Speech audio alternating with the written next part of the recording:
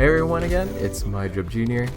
But before getting on with this video, I just gotta say that this channel has been quite a mess over the past few months, as it's been definitely a tough time, both idea-wise and time-wise, to get these videos out. But once again, I will try to get more guides and such up in the near future. Regardless, getting back on the grid with another overdue video, I've decided to put together a subjective complete tier list of all the score streaks in Black Ops 4 by taking account power, efficiency, and vulnerability. But I will as well provide some tips on how to best use these score streaks. Also to note, these tips are mainly for pubs and not competitive, since there are different restrictions and different metas there. So it will obviously not really apply there in the best possible way. Anyways, since there is a lot to cover, let's just go straight into the details. Setting up a tier list from 4th to 1st tier, we will first start off with the bottom, which is obviously the dart, where despite it being the lowest cost streak in the entire game, it still ends up generally being a waste of time. Usually earning only 1 or no kills at all, it can be rather time consuming and difficult to control, which leaves you vulnerable while you control the dart. And just moving quickly onto the edge of 4th tier is the lightning strike. I place this here since it's just simply outclassed by the Hellstorm missile. As sure, you get a radar ping to help you out, but often enough, the enemies have enough time to duck out of the way anyways before you can even send the damage out. This generally leaves most strikes yielding just a single kill or 2 at best, making it very underwhelming for its cost. Moving on to 3rd tier, which outlines viable streaks that do respectable damage but just lack some consistency. The best example of this is the Drone Squad, a mid-cost score streak which can quickly dispatch enemies that get close, while also seemingly negating the effects of Cold-Blooded. However, mainly due to the low health of the drones, it can be very easily shut down by Engineer, which allows enemies to quickly acquire and shoot down the drones. Or even worse, the streak can be completely destroyed with one use of Zero's EMP, or is just simply hacked to turn against its own user. Moving higher up in 3rd tier is the Attack Chopper, which is a high cost streak that is comparable in power to the mid-costing Sniper's Nest, but is somehow more vulnerable than it. It has the potential to cause more damage than the Sniper's Nest, but due to the field presence that it establishes, due to how loud it is, it causes opponents to seemingly target it a lot more quickly. For this reason, it can be a pretty good distraction unit in objective game modes, but for its price, I just feel it's not really that worth it. Unfortunately, it also doesn't fare well in the heat, as it is pretty weak against launchers, or extremely weak to FMJ2 on the Paladin or the Titan, and most importantly, it is also hackable by Zero to turn against its own team. Moving away from the more weaker streaks and into the more stronger ones, we arrive at the 2nd tier streaks, which have high utility in most game modes and can generally prove to be reliable and efficient. First up is the Care Package, where it offers an often safe, low-cost gamble that can potentially yield a tide-turning streak that can be enough to secure a win. So, with that, it's generally not a bad idea to equip should you have the space for it. Moving on to the Sentry Gun, which is also in low 2nd tier, as it offers a reliable solution to locking down a flank or objective, but it is unfortunately plagued by a low targeting speed, taking around 3 seconds to acquire a target, and it also has no option for relocation.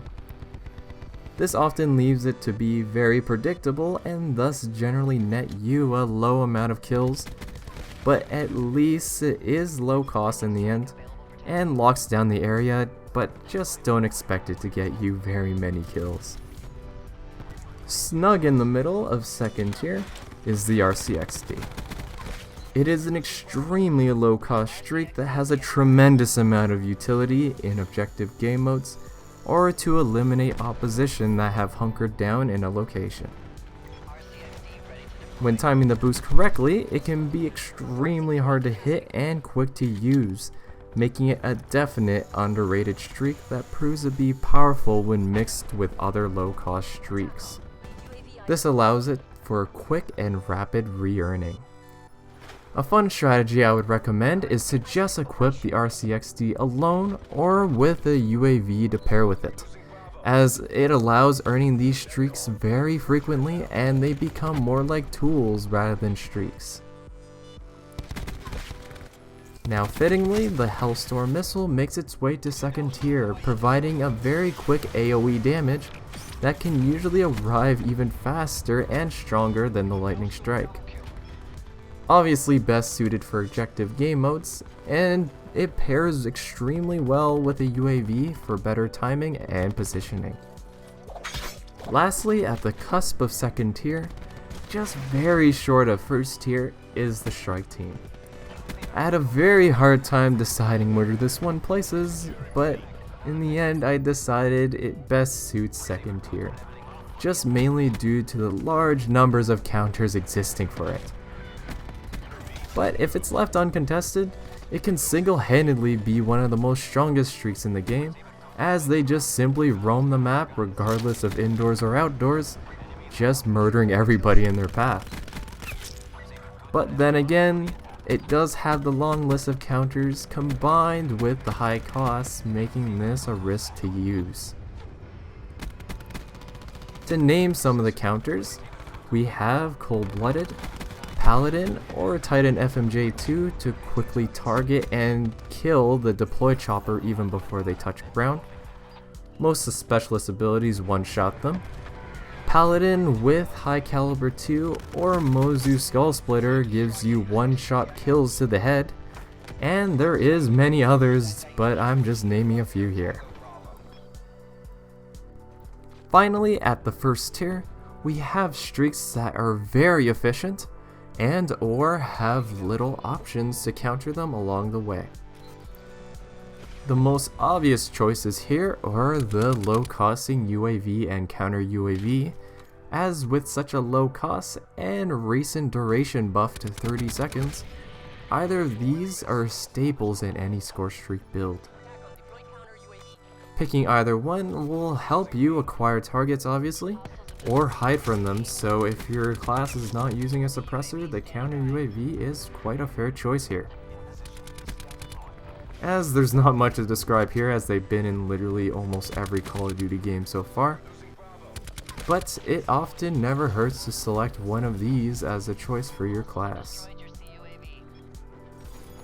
The mid-cost Sniper's Nest makes an appearance in first tier due to its durability and small size, making it a hard to hit target, while also being backed up by a quick instant kill damage.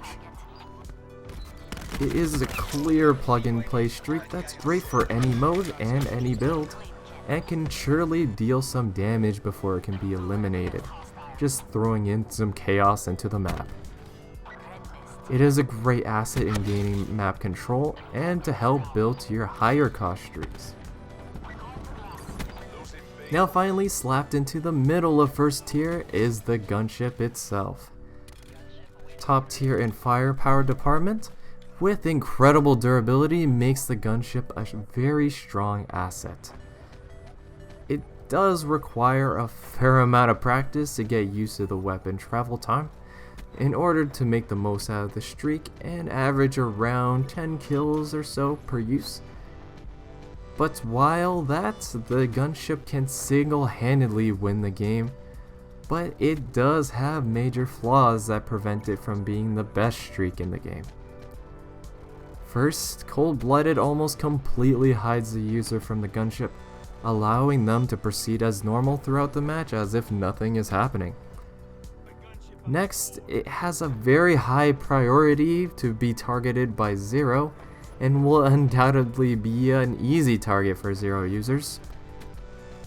But then also, lastly and most importantly, it is very hard to earn, making it unreliable to earn for most people, and therefore leaving that Scorestreak spot virtually just empty, as it could have been spent on something else that you can actually earn in the match.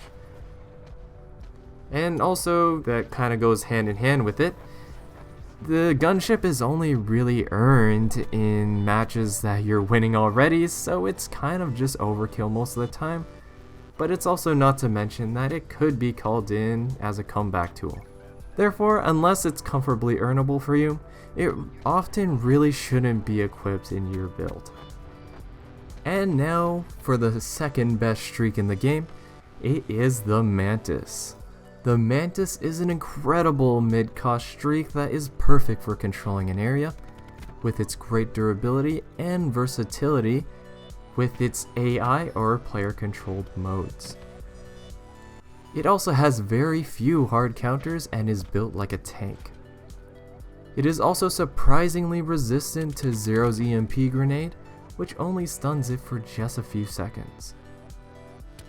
It is also best to control it, in my opinion, to just move it closer to the opponents, since the AI can have weird pathing issues, but once close, the AI will easily handle the opposition. For better effects and survivability, I find it's best to mix it with an aerial streak, as this forces the enemies to move closer together, which turns out to be much better for the Mantis since it won't have to move very far to get into a fight. And if you want a good counter for it, I would suggest running a Paladin with FMJ2, since it only takes a measly 3 shots to wipe it out.